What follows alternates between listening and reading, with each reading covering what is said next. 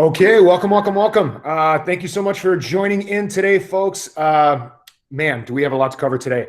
I don't think it's going to go overly long, but you guys do have a fair amount on the calendar here, so I want to make sure that I get you ample time to get some work done there. Yeah, let's hop right to it here. Let me show you. Let me show you this first.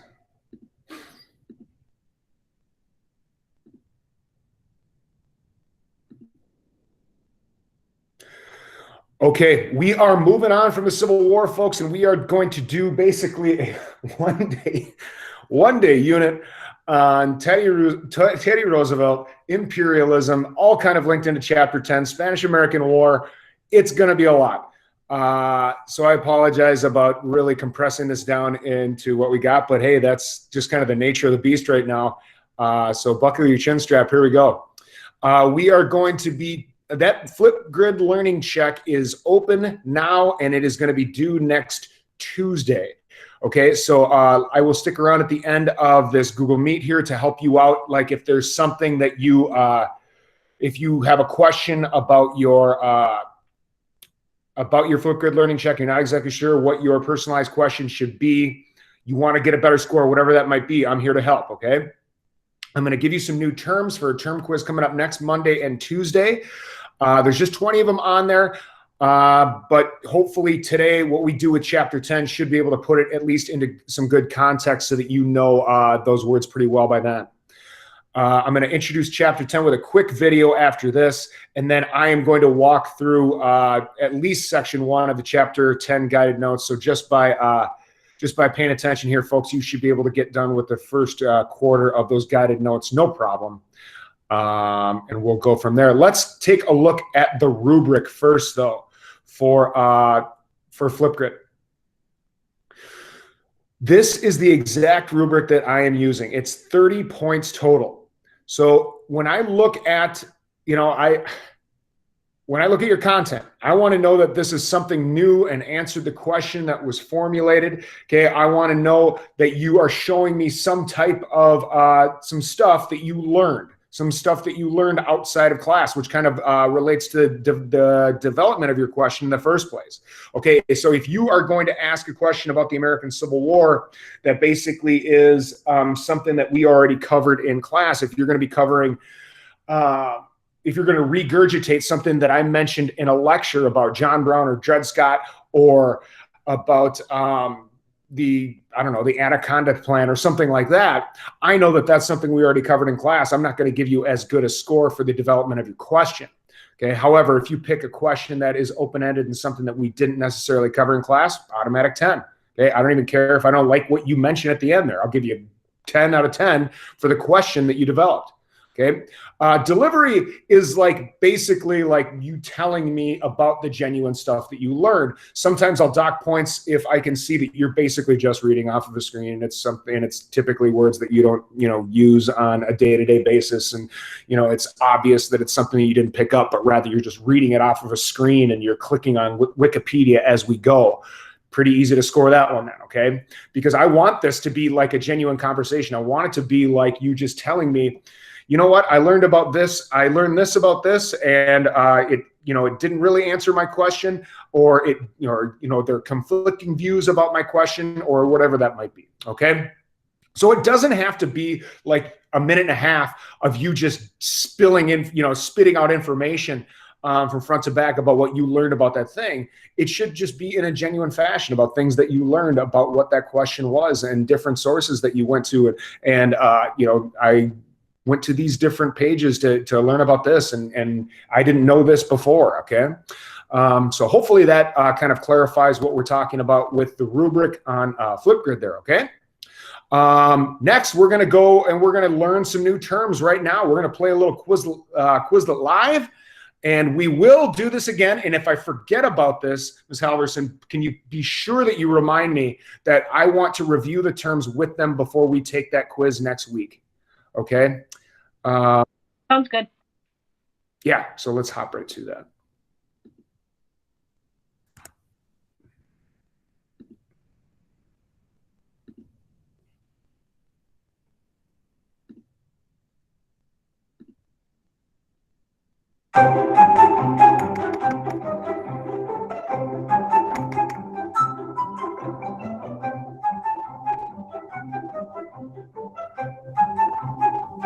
Come on.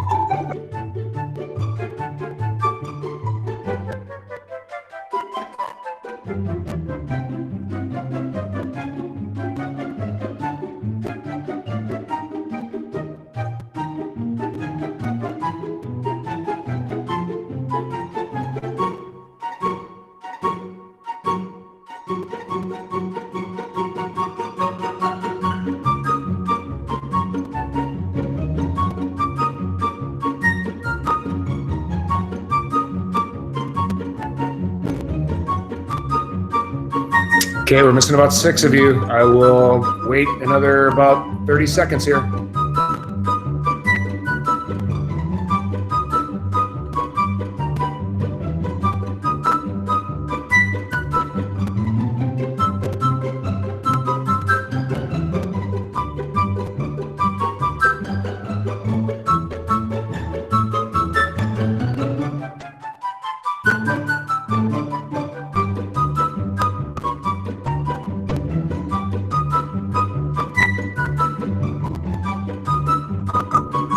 All right, here we go. Last call.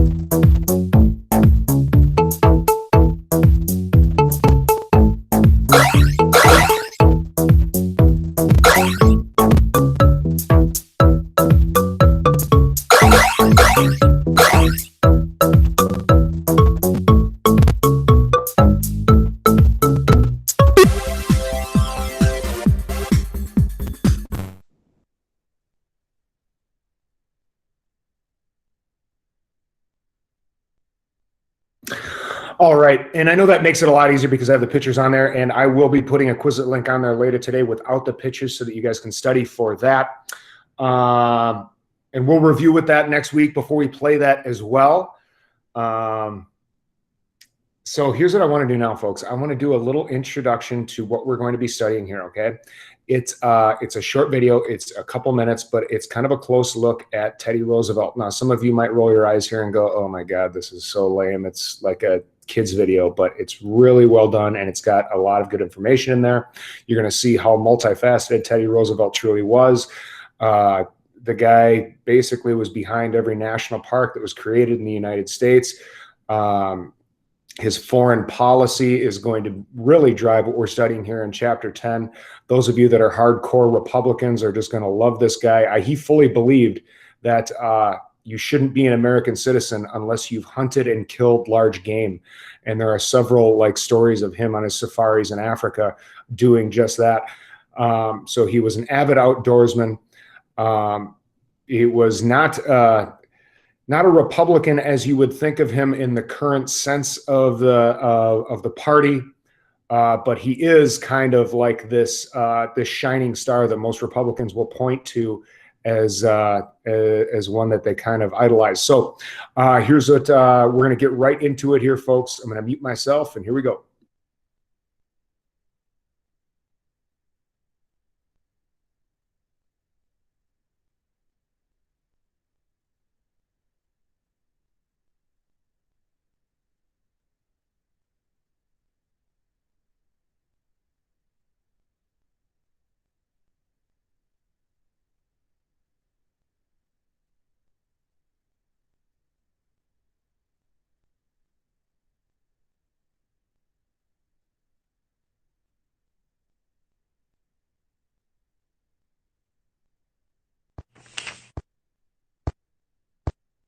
Hey, Moby, check out my Theodore Roosevelt costume. Bully, big stick, bull moose, Panama.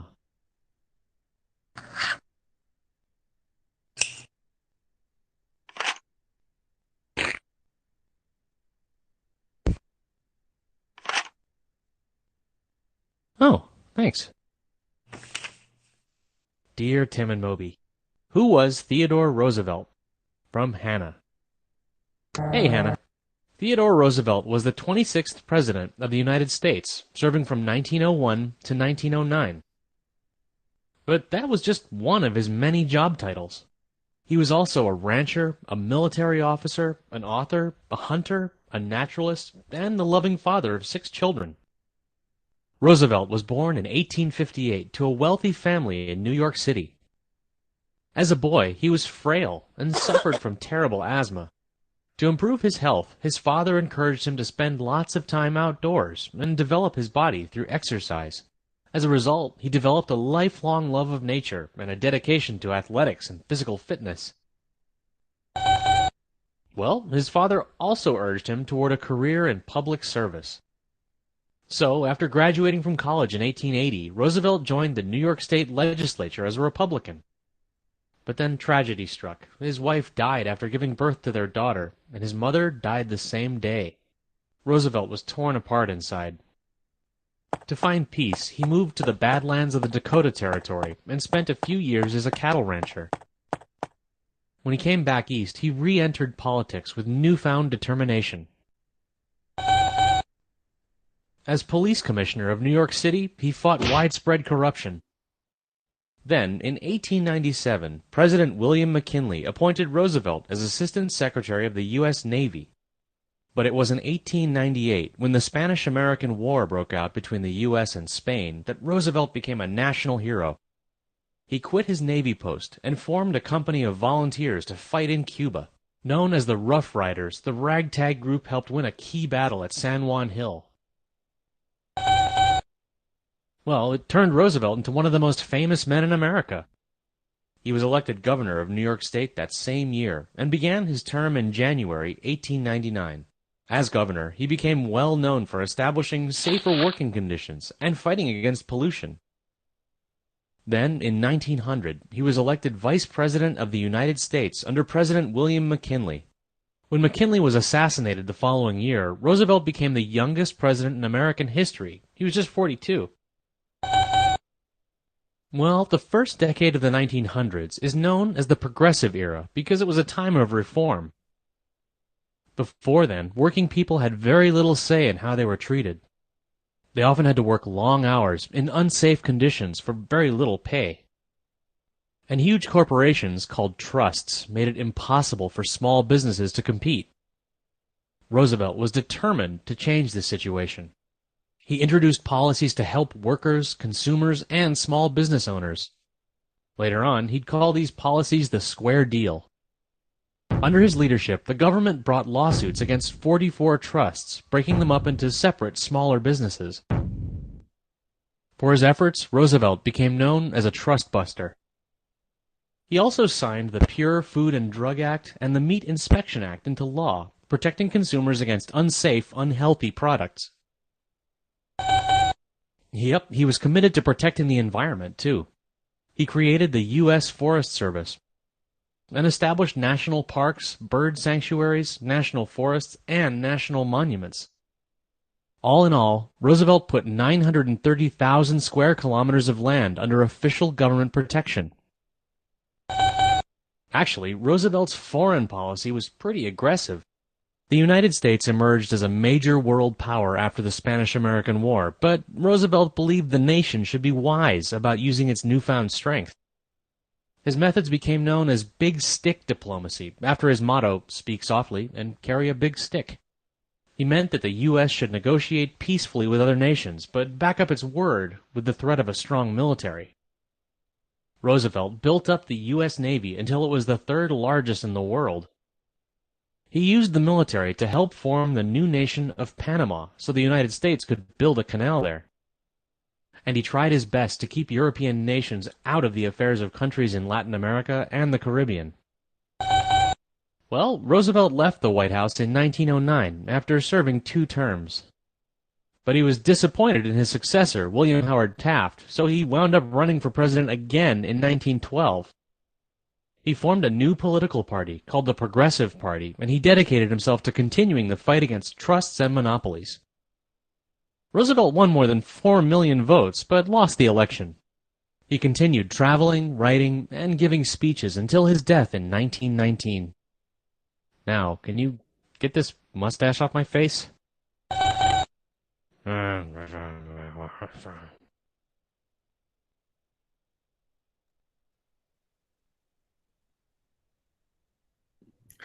So I'm sorry. I know that you probably roll your eyes at that, and you probably think that I'm trying to treat you like middle schoolers or anything. But it does a good job in telling how multifaceted Teddy Roosevelt truly was. Okay, the guy was kind of anti-big business. He's kind of known as the trust buster. But what we're really talking about today is largely what his foreign policy was. That whole concept of speak softly and carry a big stick. So you could place that one on the foreign policy spectrum, kind of like what we were doing that first week of school. This is a time period in which, back when you had me for U.S. History A, if you remember when we did basic dates, and I wanted you to remember that after 1900, that's referred to as the Progressive Era. Well, it's largely due to Teddy Roosevelt as to why it's called the Progressive Era, because that time period leading up to 1900, that's an era of huge, big business in which people got really, really rich. Okay, and it's also the time period at the end of the 1800s in which the continental U.S. is starting to look like what you would think of just the continent of North America looking like now in terms of like East Coast to West Coast. But what we're going to be talking about today is largely what about those areas beyond the continental U.S.? Well, how did the United States come to acquire Hawaii? How did the United States come to acquire Alaska? Now, those are the ones that are as states. And a lot of you probably already know this from your geography class or whatever it might be, but the United States has in its possession not just those, but has several protectorates and several territories. And a lot of you might look at it and go, well, those are areas that aren't exactly like states. They're more, they're just different. But I want to kind of question your thinking today about, well, why shouldn't they? Why shouldn't those areas be states? Why shouldn't they necessarily have a vote in a major election? Why is it that we consider people from American Samoa to be U.S. nationals? You know, they can't become president. They can't, you know, vote in a lot of the same things that U.S. citizens can. And the same kind of the same things kind of fall into line with a lot of those U.S. territories. So we're going to be studying the time period in which the United States was far reaching out and becoming that imperial giant that you kind of know it as today. So when we look at chapter 10, essentially what we're looking at is a changing role of the United States from the time period in which we were kind of studying, like that time period of the American Civil War, westward expansion. So now it's continental U.S., but then all of a sudden the United States starts looking outward, okay? So why was it that the United States started looking outward? That's what we're gonna do right now. I want everybody to go to Schoology, and I want you to open up the chapter 10 guided notes. The chapter 10 guided notes, please.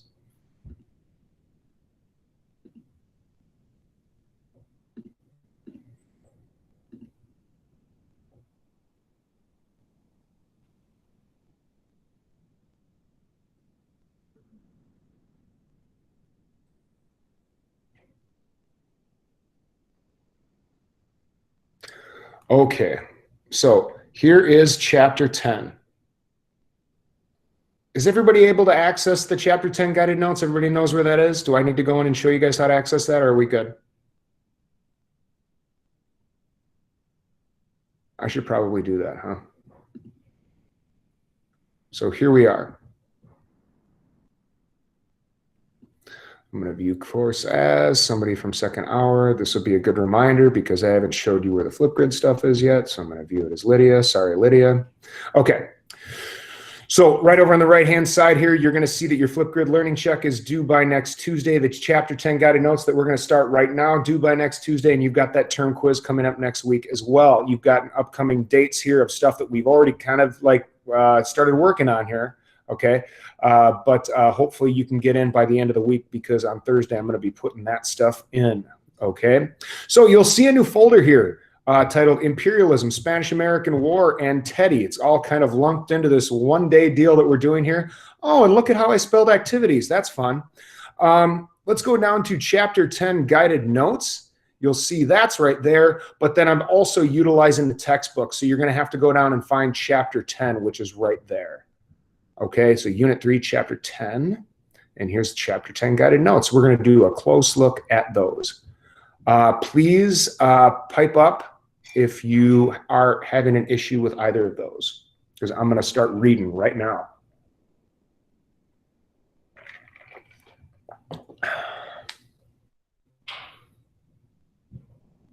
Okay, in the chapter 10 guided notes, the first thing that we're looking for out of chapter 10, section 1 is what is another name for nationalism. Okay, so 4 sections in chapter 10. Let's look at the time period in which we're studying. We know from way back when, so we're basically looking at a time period from the end of the Gilded Age and into the Progressive Era. But this chapter is just dealing with the United States dealing with the world. How did the United States deal with the world? Here's kind of a miniature timeline for what we're talking about. Here's the end of the 1900s and into the early 1900s, okay? Now, the reason that I wanted you guys to remember all those dates back in U.S. History A is that we should know that in 1914, World War I starts. So this is largely dealing with the United States expanding on our side of the globe in the Western Hemisphere before we get to 1914. Okay, so let's take a look at what we've got here in section 1. Okay, it looks largely like we're dealing with the factors that led to the growth of imperialism around the world. In what ways did the United States begin to expand? And then what arguments were made in favor of expansion in the 1890s? So here we go. Setting the scene. By the dawn of the 20th century, industrialization had forever changed the national landscape and the lives of all Americans. The rise of cities, the beginnings of mass culture, westward expansion, and new coast-to-coast networks of travel and communications all strengthened the country's national identity. Americans wondered what these changes meant for the future of the country. The development of the United States into an industrial powerhouse not only revolutionized the lives of all Americans, it also forced them to strengthen their ties to other nations more than ever before. Many Americans began to believe that the country had to protect its economic, political, and social interests internationally. A surge of European conquests for new lands and resources reinforced this new way of thinking about America's role in the world. Some Americans, such as Senator Henry Cabot Lodge, believed that the time was right for the United States to expand its interests abroad.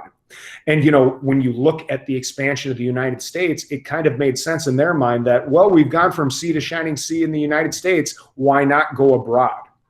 Some states of the past have no future. Now, this is the approach of Henry Cabot Lodge here. The modern movement is all toward the concentration of people and territory into great nations and large dominions. What he's saying here is that they were looking at themselves and going, look at what we've done. We've expanded our nation. We're industrial and we're rich now, and we're democratic, and we're doing all these good things. Shouldn't the rest of the world kind of enjoy this as well? Which is kind of, you know, when people look at this opinion, they probably look at it and go, well, wow, that's kind of being ethnocentric, and that's kind of being selfish. But in their minds, they weren't being that way. They thought that, well, these people deserve human rights too. Shouldn't they deserve to be under the same luxuries that we have? Okay. So that's kind of this notion of imperialism, this notion that maybe other people should have what we have, and other people look at it and go, no, imperialism is wrong. It's taking advantage of people. So here we go. As the map on the previous page shows, Europe had reached new heights in its quest for territories to rule. The late 1800s marked the peak of European imperialism, with much of Africa and Asia under foreign domination. And that's true. You know, you can't really get from the east coast to west coast of Africa without speaking one of two European languages. Every country in Africa at one time or another seemed like it was either fighting or had been colonized by European nations. And you can make the same argument about Asia, okay? Under imperialism, stronger nations attempted to create empires by dominating weaker nations, economically, politically, and culturally, or militarily. Why imperialism grew? Several factors accounted for the burst of imperialistic activity in the late 1800s. One, economic factors. The growth of industry in Europe created an increased need for natural resources such as rubber and petroleum, which came from underdeveloped areas of the world. Manufacturing nations also required new markets in which to sell their manufactured goods. Here we go. We're getting to see what we need an answer for. Nationalistic factors. Competition among European nations for large empires was the result of the rise in nationalism, or devotion to one's nation. Can anybody think of a synonym for this? Devotion to one's nation? We call it a different word.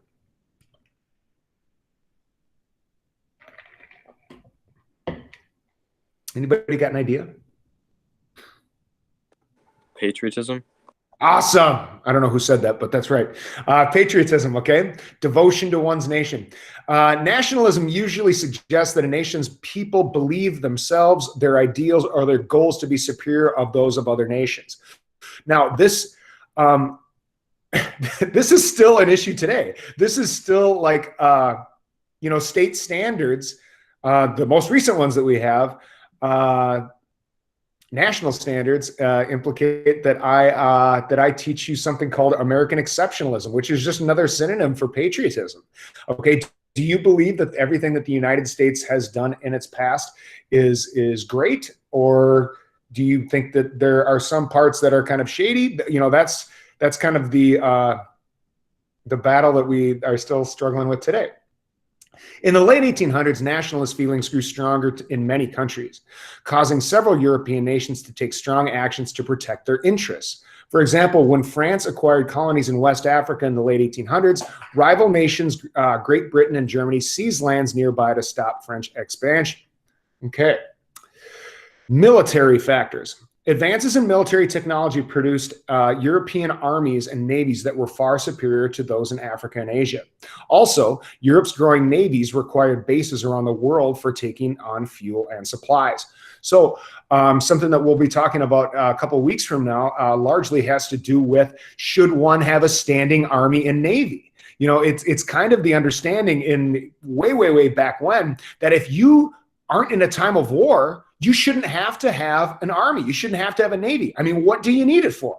Okay. And if you have an army or a navy, some nations might consider that to be an act of aggression. Okay. Now you and I even, Ms. Halverson, we've never known a time period in our lives in which we haven't had an army. We just always had one. Okay. Now, granted, you can make the argument that we've always been involved in some type of war around the world in some capacity. But the point is that if we're not in a state of war with somebody right now, why should we have to have an army? Okay. Well, in this time period, in the early 1900s, we're starting to change that approach. We're starting to look at it like, well, if we get rid of our army, we're going to have to build it back up. Why not just keep that thing always on patrol and kind of out patrolling the areas in which we have interest? Okay. So kind of an interesting mindset there. Humanitarian factors. Humanitarian is just a synonym for doing out and doing something philanthropic or doing something for the good of people. Okay. Humanitarian factors, humanitarian and religious goals spurred on imperialists, colonial officials, doctors, and missionary. What's a missionary? What the heck is that? Missionary.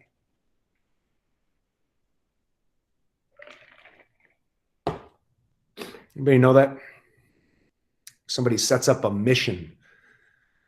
The first Europeans to explore California. They set up a bunch of missions, and that's why there's a bunch of those cities named, you know, San Francisco. Why did they have that name? What's a mission?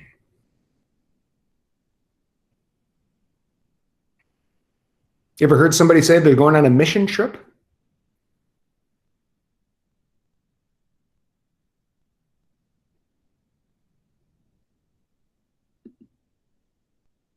Nobody? Their whole point is to spread their religion, right? So if somebody's going on a mission trip, they're going to go spread Christianity, or they're going to spread whatever religion they have, okay? So Europe leads the way.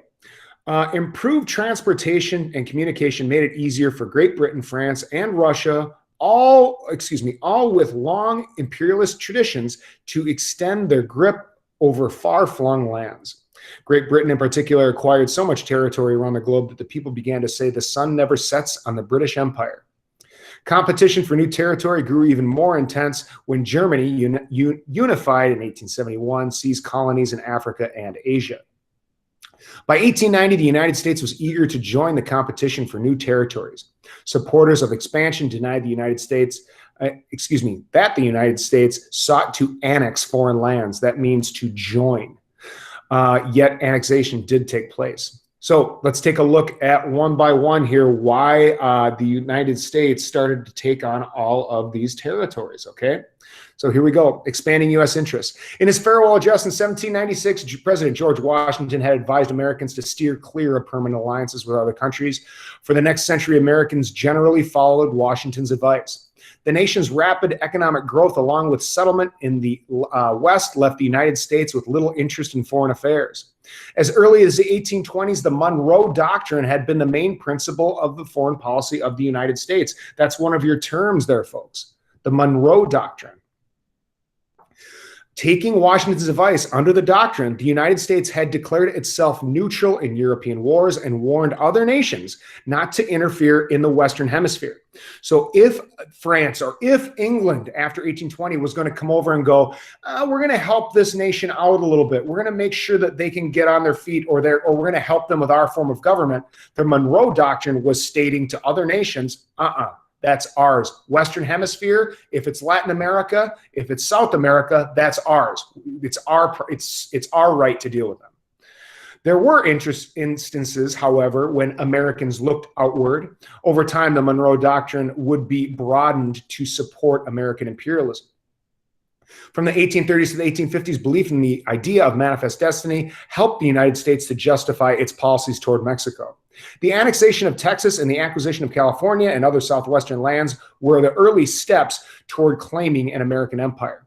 After the Civil War, American secretaries of state continued to apply the principles of the Monroe Doctrine. In 1866, for example, Secretary of State William Seward, oh, that sounds familiar, Seward, sent 50,000 troops to the Mexican border after France placed an emperor on the Mexican throne. So why did they do that? Because we said before in the Monroe Doctrine that France has no business in the Western Hemisphere, and it looks like they were trying to mess around with Mexico. In the face of this army, the French abandoned their colonial venture in Mexico. Then in 1867, Seward bought Alaska from Russia. In addition to gaining more territory, Seward hoped the presence of the United States and the two sides of Canada would force the British out of that region. Most Americans ridiculed the undertaking. Seward, they said, was buying walrus-covered icebergs in barren, worthless, God-forsaken region. Seward, however, waged a successful campaign to educate the nation about Alaska's rich resources.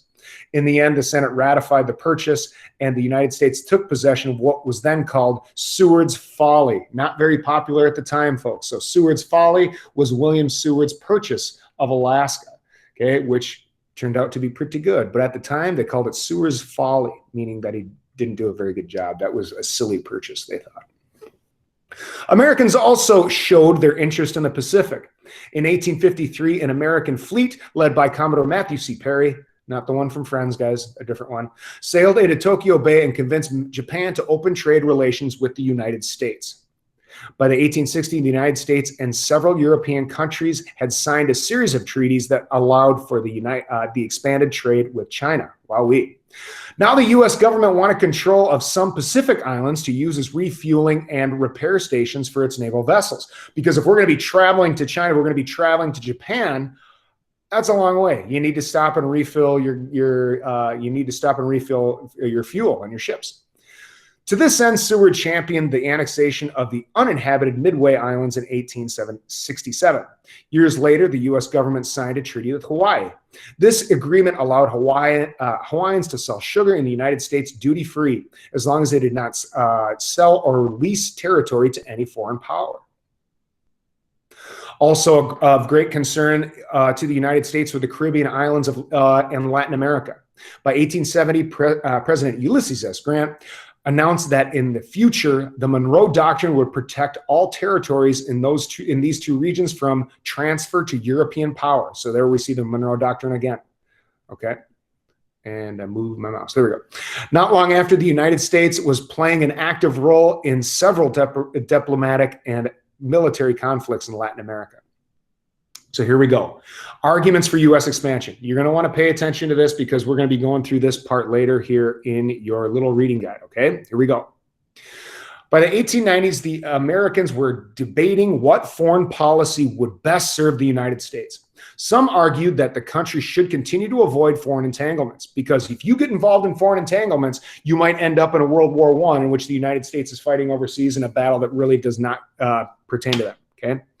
Others offered a variety of reasons for increased American involvement in international affairs. So here we go, promoting economic growth. A chief argument in favor of economic expansion was economic. By the late 1800s, the industrialists, inventors, and workers of the United States had built a powerful industrial economy. Americans alone, however, could not consume everything the nation produced. The overproduction of food and goods led to financial panics and frequent economic depressions.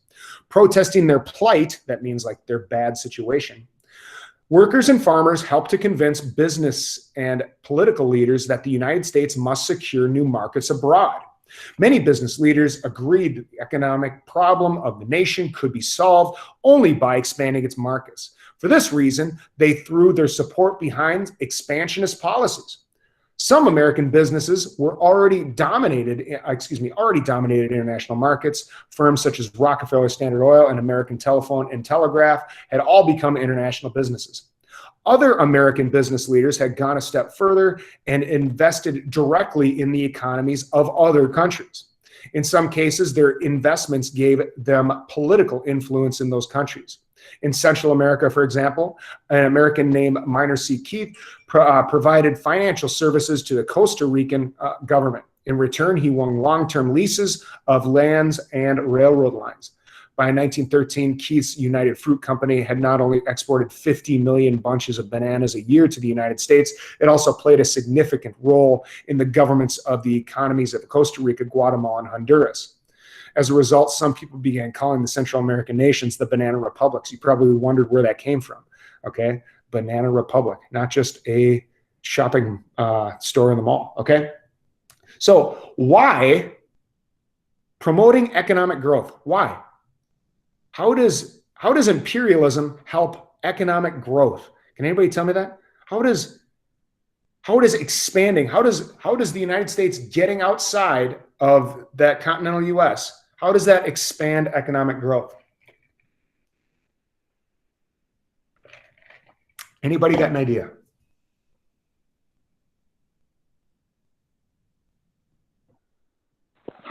They were overproducing and they needed a larger market to sell stuff. Yeah.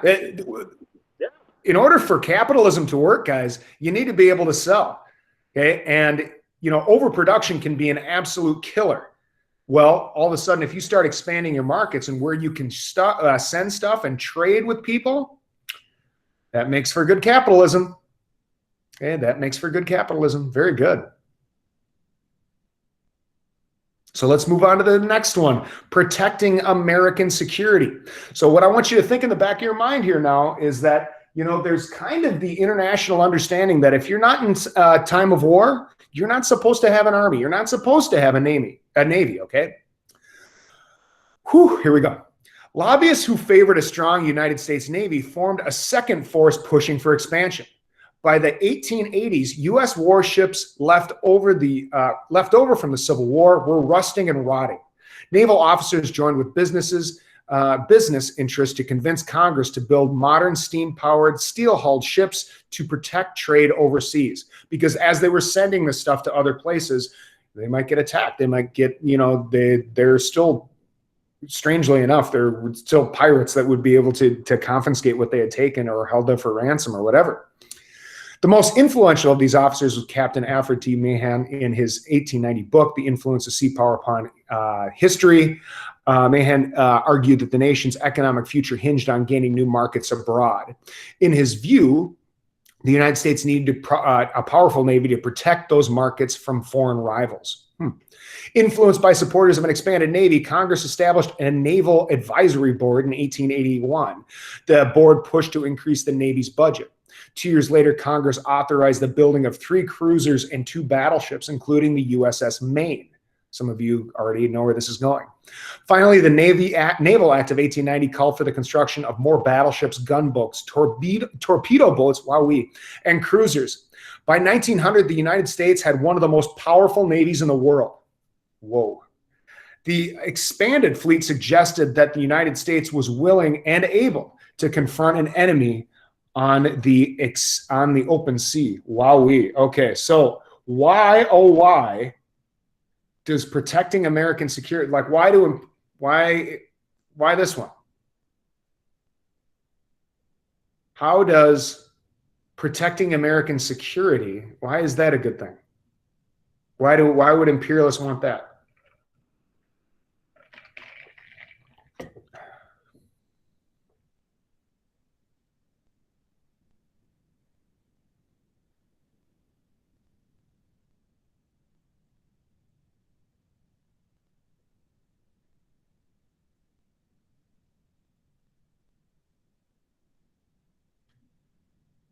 Why would they want to protect American security? What's the why behind this, folks?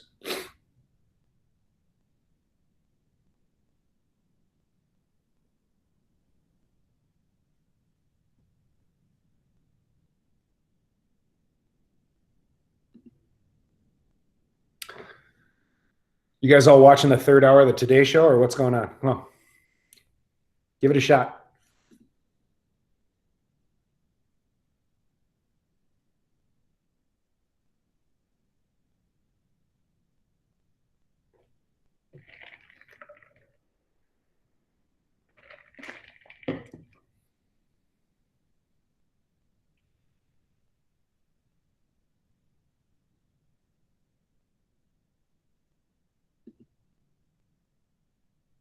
Hello, is this thing on? You guys still with me? Why did they justify protecting American security as a reason for American expansion?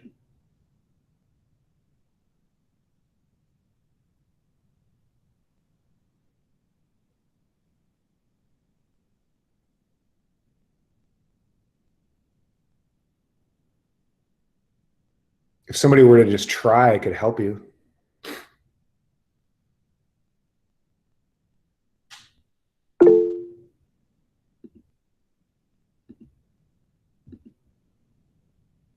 To protect their goods and money? Yeah. Exactly.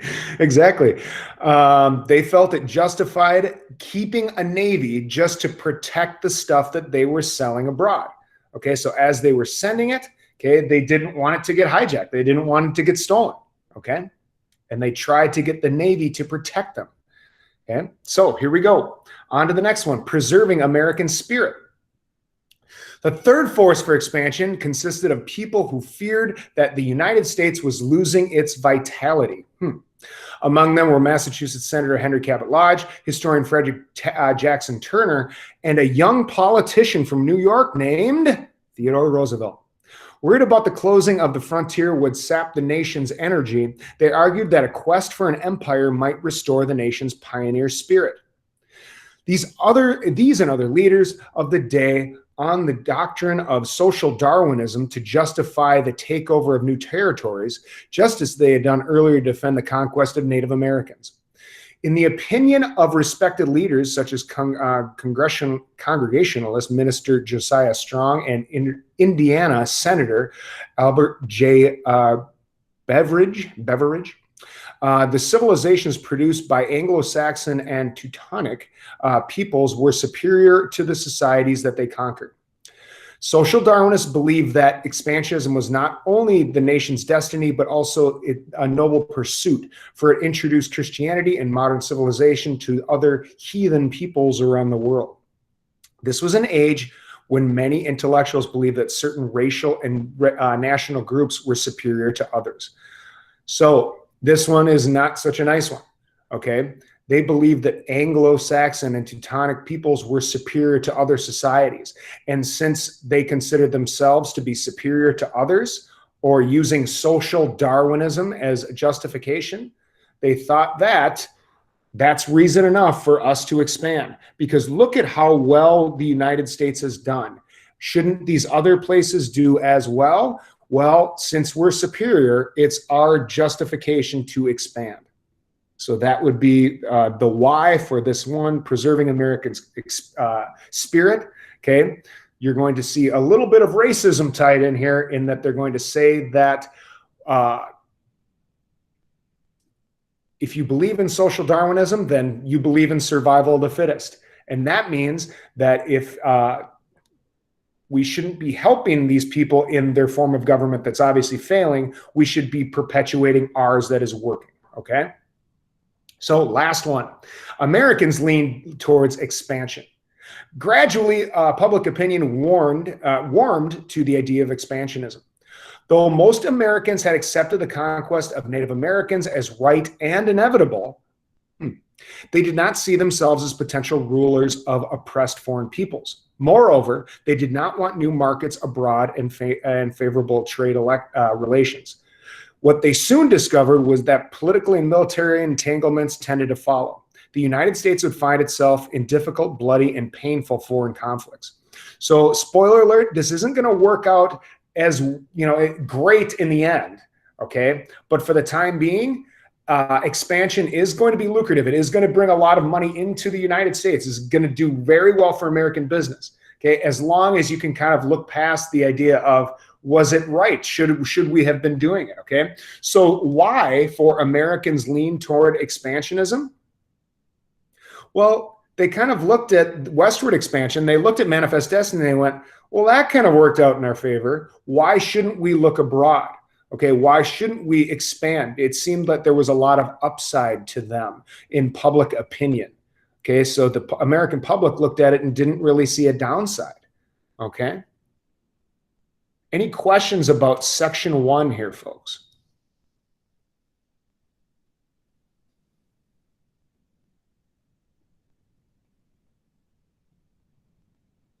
None.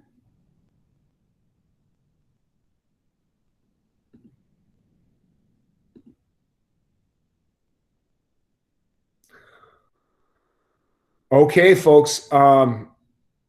Here's what I'm going to do.